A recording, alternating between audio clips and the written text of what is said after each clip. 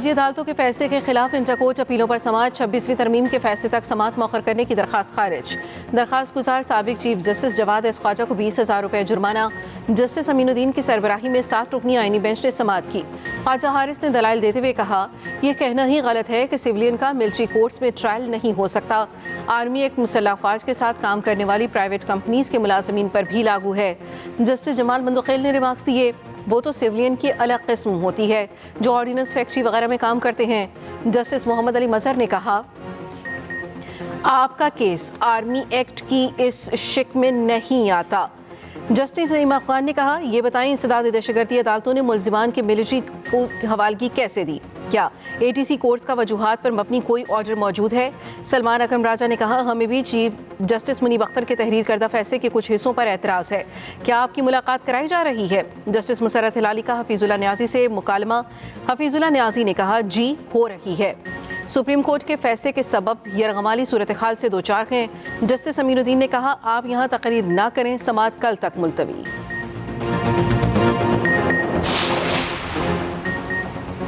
NA 262 quota سے MNA عادل بزائی کو D set کرنے کا 21 نومبر کا الیکشن کمیشن کا فیصلہ معطل۔ جسٹس منصور علی شاہ کی سربراہی میں سپریم کورٹ کے 3 رکنی بینچ نے سماعت کی۔ سماعت کے دوران جسٹس منصور علی نے ریمارکس دیے، پہلے الیکشن کمیشن کے دائرہ اختیار کا معاملہ طے کریں، کسی کو اسمبلی سے باہر نکال دینا معمولی کارروائی نہیں۔ کیا الیکشن کمیشن سول کورٹ کے زیر التوا معاملے پر نوٹس لے سکتا ہے؟ دوران سماعت عادل بزائی کے وکیل تیمور اسلم کا مخصوص نشستوں سے متعلق فیصلے کا حوالہ۔ جسٹس منصور علی شاہ نے کہا، اوہو، کیا آپ واقعی مخصوص نشستوں کے فیصلے پر نثار کرنا چاہتے ہیں؟ کیا مخصوص نشستوں کے فیصلے پر عمل درآمد ہو چکا ہے؟ جسٹس ثقیل عباسی نے کہا، اب تو وہ کہتے ہیں ترمیم بھی آ چکی ہے۔ جسٹس عائشہ ملک نے کہا، کیا آپ اس کیس میں مخصوص نشستوں کے فیصلے پر نثار کر سکتے ہیں؟ کیا عادل بزائی مخصوص نشستوں والے 81 ممبران کی فہرست کا حصہ تھے؟ عادل بزائی کی اپیل ابتدائی سماعت کے لیے منظور۔ الیکشن کمیشن سمیت فریقین کو نوٹس جاری، سماعت 12 دسمبر تک ملتوی۔ معزول شامی صدر بشار الاسد فیملی نے روس میں پناہ لے لی۔ بشار الاسد فیملی سمیت ماسکو میں ہے۔ صدارتی محل کے ذرائع نے تصدیق کر دی۔ روسی میڈیا کے مطابق روس شامی باغی گروپ سے بھی رابطے میں ہے۔ باغیوں نے روسی اڈوں کے تحفظ کا یقین دلایا ہے۔ روسی وزارت خارجہ کے ترجمان کے مطابق برطانوی خبر ایجنسی کو طیارہ تباہ ہونے کی فیک نیوز اب واپس لے لینی چاہیے۔ امریکی صدر جو بائیڈن نے کہا، سنا ہے شامی صدر ماسکو میں ہے۔ بشار الاسد کو جواب دہ ہونا چاہیے۔ اقتدار کی منتقلی کے لیے شامی گروپوں سے مل کر کام کریں گے، شام کے پڑوسیوں کی حمایت کریں گے۔ بشار الاسد حکومت کے خاتمے کو تاریخی موقع قرار دے دیا۔ وائٹ ہاؤس میں خطاب کرتے ہوئے کہا، اسد حکومت کا خاتمہ اسرائیل کے ایران اور حزب اللہ کو نقصان پہنچانے کا نتیجہ ہے۔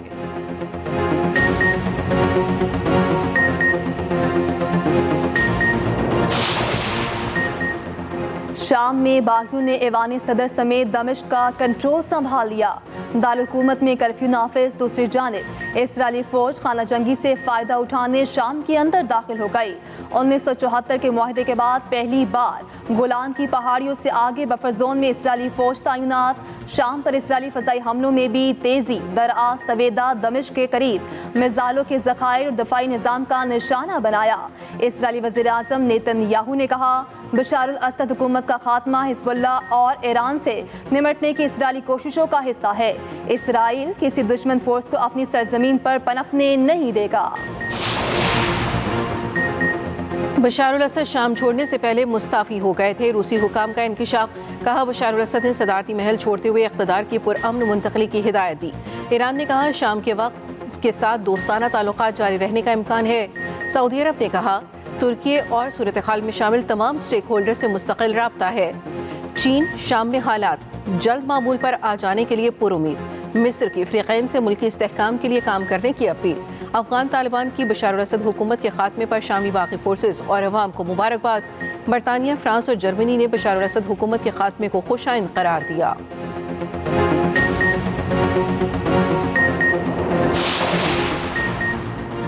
شام میں باغیوں نے ایئرپورٹ بند کر دیا، 1200 پاکستانی زائرین پھنس گئے۔ ترجمان دفتر خارجہ کا کہنا ہے، شام میں پاکستانی شہریوں کی سہولت کاری کے لیے اقدامات کیے گئے ہیں۔ دفتر خارجہ نے شہریوں کی سہولت کے لیے فون نمبر اور ای میل بھی جاری کر دیا۔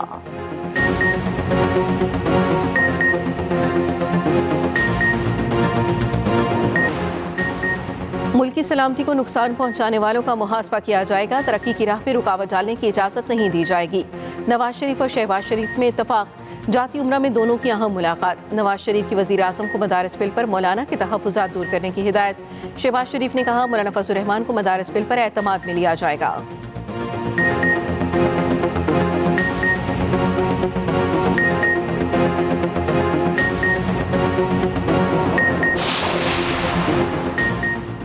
इस्लामाबाद की तरफ मार्च की कॉल दी तो कोई रोक नहीं सकेगा। मौलाना फजल रहमान की वार्निंग। मदारिस रजिस्ट्रेशन पर इत्तेहादुल मदारिस का इजलास बुलाकर मुतफ़िका लाहे अमल देंगे। पेशावर में इसराइली मुखालिफ कॉन्फ्रेंस से खिताब में कहा हुकूमती इत्तेहादियों की रजामंदी से बिल पास हुआ। ऐवान सदर से बिल पर दस्तखत नहीं किए जा रहे। ये बदनीयती और धोखा है या नहीं? हम तहम्मुल का मुजाहिरा कर रहे हैं। कारकुनों को काबू रखा हुआ है। शराफत से रहोगे तो हम भी शराफत से रहेंगे।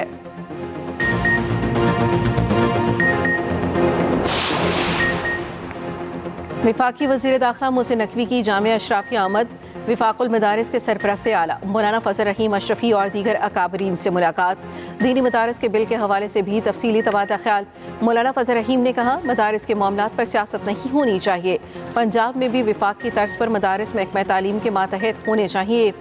वज़ीर दाखिला ने ताउन की यकीन दहानी पर मौलाना फजल रहीम का शुक्रिया अदा किया।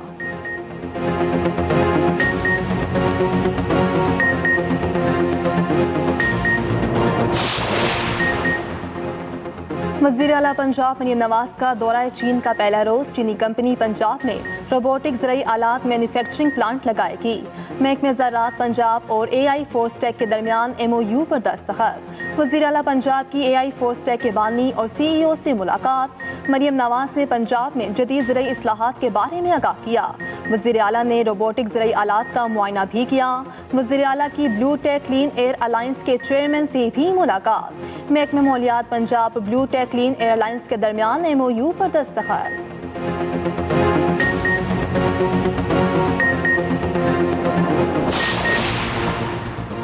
26वीं तरमीम के खिलाफ दरखास्तों पर फुल कोर्ट की तश्कील। चीफ जस्टिस ने गेंद आईनी बेंच कमेटी की कोर्ट में डाल दी। जस्टिस अमीनुद्दीन की सरबराही में 3 रुकनी कमेटी आईनी बेंच के अरकान का फैसला करेगी। रोजनामा एक्सप्रेस और एक्सप्रेस ट्रिब्यून की रिपोर्ट के मुताबिक दिलचस्प बात यह है कि ये कमेटी खुद इस तरमीम की तख्लीक है जिसे चैलेंज किया जा रहा है। हुकूमत अब तक आईनी बेंच खुसूसन सरबराह जस्टिस अमीनुद्दीन से मुकम्मल तौर पर मुतमईन है। आइन में नए शामिल करदा आर्टिकल 191A की शिक 3 फुल कोर्ट को किसी मामले की समाअत से नहीं रोकती।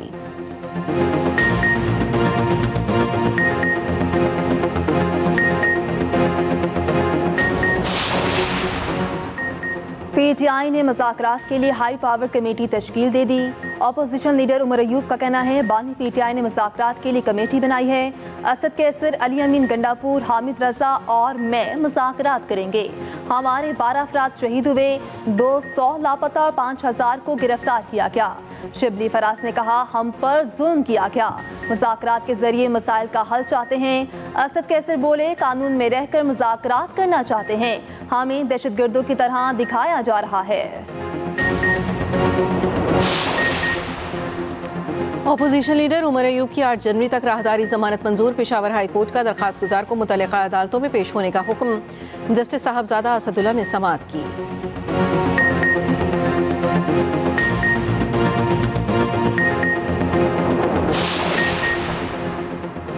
तोशाखाना 2 और 190 मिलियन पाउंड रेफरेंस केस की समाअत आज होगी। बुशरा बीबी इस्लामाबाद हाई कोर्ट पहुंच गई। अडियाला जेल में भी बानी और बुशरा बीबी के खिलाफ 2 मुकदमात की समाअत होगी। तोशाखाना 2 केस में बानी और बुशरा बीबी पर फर्दर जुर्म आयद होने का इम्कान। 190 मिलियन पाउंड केस में 342 का बयान जमा कराना है।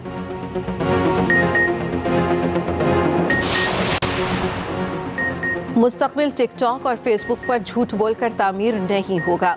हमें अपनी समत का फैसला करना है कि किस तरफ जाना चाहते हैं। वफाकी वजीर एहसन इकबाल का लाहौर में तकरीब से खिताब। कहा हमारे पास वक्त और वसाइल कम लेकिन चैलेंज बड़ा है। हमें अपनी रफ्तार को माजी की निस्बत तेज करके 77 सालों का नुकसान पूरा करना है।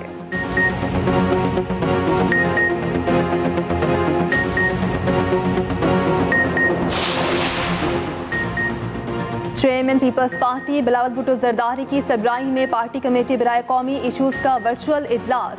पीपल्स पार्टी की कमेटी आज हुकूमती कमेटी से मुलाकात करेगी। इजलास में मुराद अली शाह, सरफराज बुगटी, सरदार सलीम हैदर, फैसल करीम कुंडी, राजा परवेज अशरफ और दीगर की शिरकत।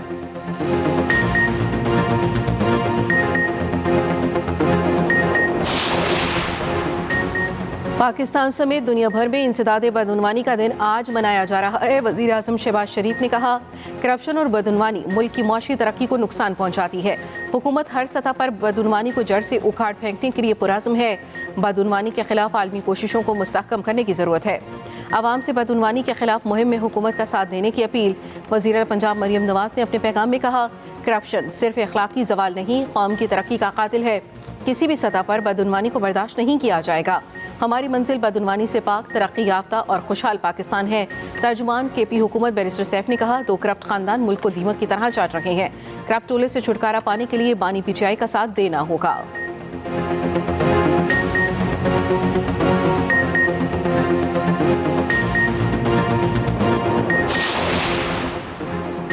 इसराइल ने गजा में जुल्म की इंतहा कर दी। मकबूजा कश्मीर में भी बदतरीन मजालिम ढाए जा रहे हैं। आलमी बरादरी मजालिम पर खामोश है। Chairman peace and culture organisation Mishal Malik कहते हैं कि भारत ने यासीन मलिक को डेथ सेल में रखा हुआ है और इनको फांसी घाट पर चढ़ाने जा रहा है।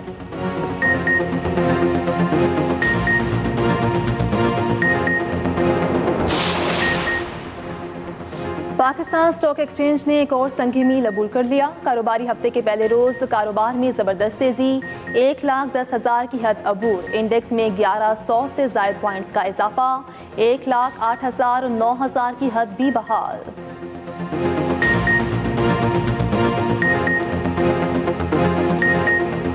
मुल्क के बेशतर इलाकों में सर्दी की शिद्दत बढ़ गई। कोयटा शहर का दर्जा हरारत -3 तक गिर गया। सड़कों पर खड़ा पानी और घरों में पानी के पाइप जम गए। कलात में पारा -7 रिकॉर्ड। गिलियात, एबटाबाद और दीगर इलाकों में मौसम सरमा की पहली बर्फबारी। सयाहों की बड़ी तादाद पहुंच गई। मरी के नज़ारे भी दिल फरेब हो गए। पंजाब के मुख्तलिफ शहरों में बारिश के बाद ठंडी हवाओं का राज। कराची में भी सर्दी की लहर बरकरार। आज दर्जा हरारत 10 डिग्री रहने की तवक्को।